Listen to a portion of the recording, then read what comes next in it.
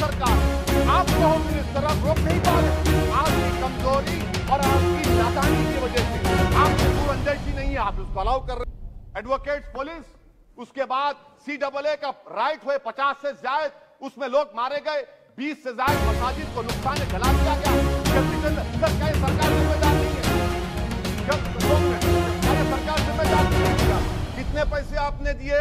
सबका साथ, सबका विकास, सबका विश्वास, 436 को। मैं अपनी बात का आगाज उस मुल्क का नाम लेकर करना चाहता हूं जिसका नाम लेने से हमारे मुल्क के वज़ीर आज़म डरते हैं और कांपते हैं। उस मुल्क का नाम चाइना है।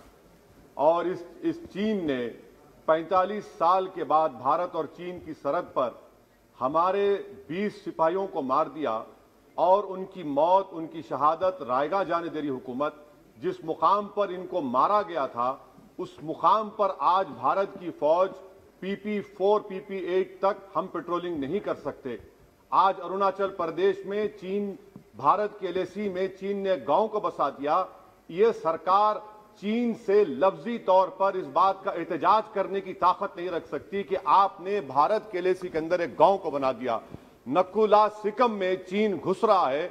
आखिर क्या डर है उस हुकूमत को और खास तौर से वजीर आजम को कि वो चीन का नाम लेने से डरते हैं? भाई, मुल्क की सलामियत का मसला है। मुल्क की जमीन पर चीन कब्जा करते जा रहा है और भारत के वजीर आजम चीन का नाम नहीं लेते। मैं उम्मीद करता हूं कि जब वजीर आजम अपना रिप्लाई देंगे तो वो हिम्मत दिखाएंगे और चीन का नाम लेकर कहेंगे कि चीन यहां पर इन जगहों पर घुसा हुआ है। सर, चीन आज भी अपना इंफ्रास्ट्रक्चर बढ़ा रहा है, वहां पर फौज को बढ़ा रहा है। मैं सरकार से जानना चाहता हूं कि जब बर्फ पिघल जाएगी, दोबारा चीन हमला करेगा भारत की फौज पर, तो आप इसके लिए क्या तैयारी कर रहे हैं? और सर, मैं ये तकरीर इसलिए भी कर रहा हूं क्योंकि मैं एक आंदोलन जीवी हूं। मैं एक आंदोलन जीवी हूं, मुझे उसका फख्र है, इसलिए मैं खुल के बोल रहा हूं। अल्फाज छाप कर, किसी से डर कर बोलना मेरी फितरत में नहीं है।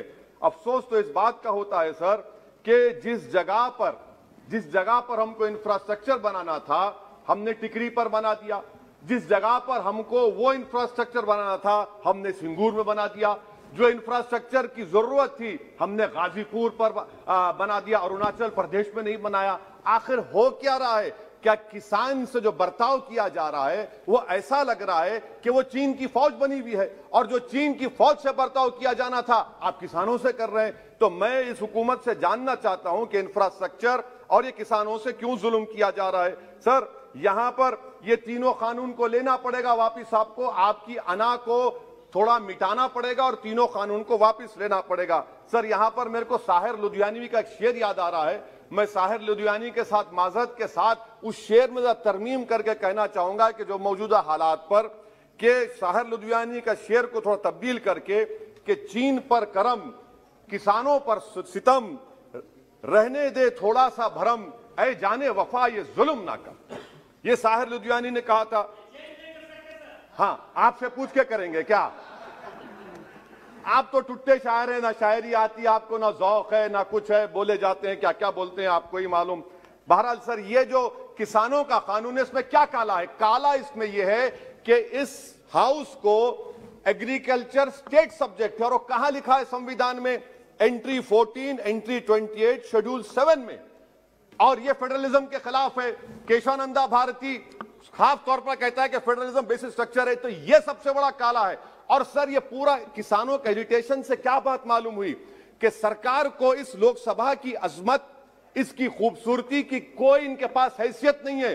सरकार इस ऐवान से डरती नहीं है। सरकार किससे डरती है? जब लोग रोड पर निकल कर आते हैं तो मोदी जी की नींद हराम हो जाती है। तो वही आप पैगाम दे रहे हैं कि लोग रोड पर निकले तो सरकार कहती है कि हम 1.5 साल तक कानून को मुलतवी कर देंगे। अरे आप कैसा बोलते? क्या इस ऐवान की तौहीन नहीं है कि आप यहां पर कानून अपनी ताकत की बुनियाद पर बनाते हैं और इस लोकसभा की अजमत को निस्तनाबूद कर देते हैं? तो ये बात आपने पैगाम दी कि जब लोग रोड पर निकल कर आते आप डरते हैं। आप बनाओ CAA के रूल्स, इंशाअल्लाह हम दोबारा रोड पे निकलेंगे, पूरे भारत में उसके खिलाफ एहतजाज होगा।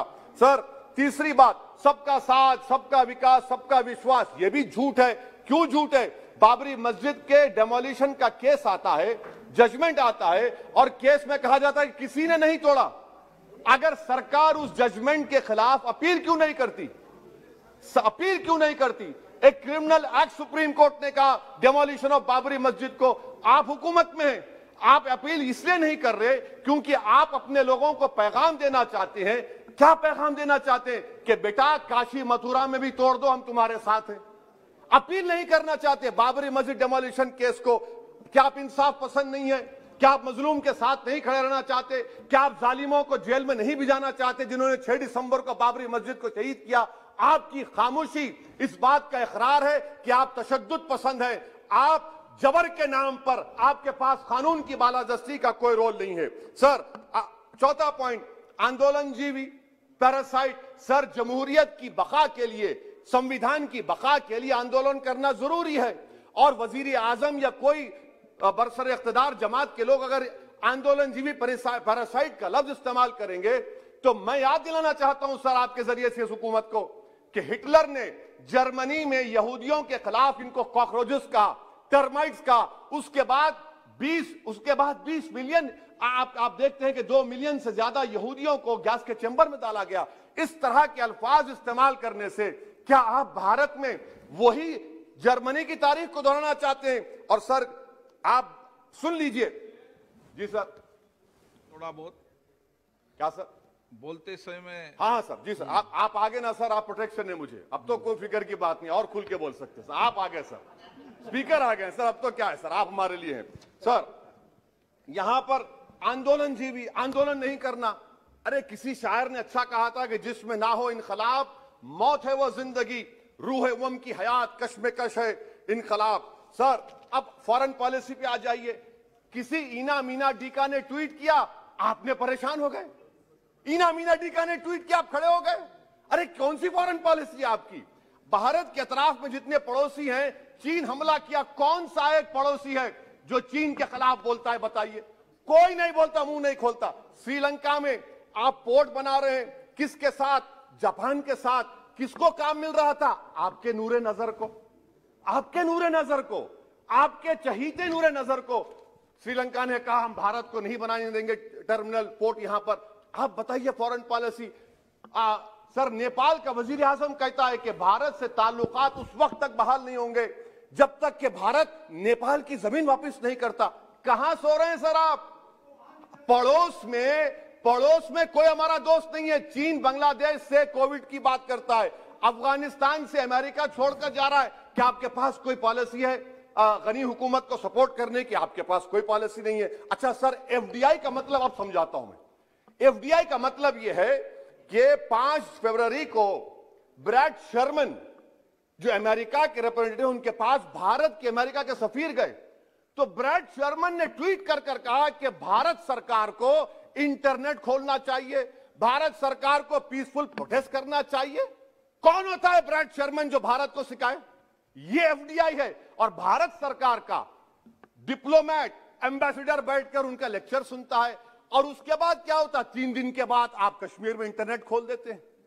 ये आप एफडीआई कर रहे हैं, हम नहीं कर रहे हैं। अच्छा, बात कश्मीर की आई, कौन है इम्तियाज, कौन है अबरार, कौन है इब्रार? इनको शोपियान में एनकाउंटर पर मार दिया गया, प्रूव हो गया। और ब्रिगेडियर आरा सेक्टर का जिसने इनको टेररिस्ट कहकर मारा, उसको अवार्ड देते हैं आप। सर, इन मरने वाले कश्मीरियों के लिए कौन रोएगा? क्या वजीर आजम रोएंगे? क्या वजीर आजम रोएंगे? क्या कोई रोएगा? अच्छा सर, एक और बात सर, एक और बात। हाँ, एक और बात आई कि शादी के घर में गुस्सा होता है। अरे ये कौन सी शादी की बारात है कि 18 लाख करोड़ टैक्स मिलता है और 36 लाख करोड़ ये सरकार खर्चती है? क्या शादी कर रहे हैं आप? वाह वाह, माने वाकई में आपकी इकोनॉमिक पॉलिसी को सलाम कि 18 लाख करोड़ टैक्स में मिलते हैं, 36 लाख आप लोग शादी में खर्चते हैं। मुबारक हो आपको, बड़ी शानदार घर है ये शादी का। अच्छा सर, दिल्ली का लॉ एंड ऑर्डर, 1 साल में 3 बड़े दंगे हो गए। एडवोकेट्स पुलिस, उसके बाद CAA का राइट हुए 50 से ज्यादा, उसमें लोग मारे गए। 20 से ज्यादा मसाजिद को नुकसान जला दिया गया। 26 जनवरी। सर, क्या ये सरकार जिम्मेदार नहीं है?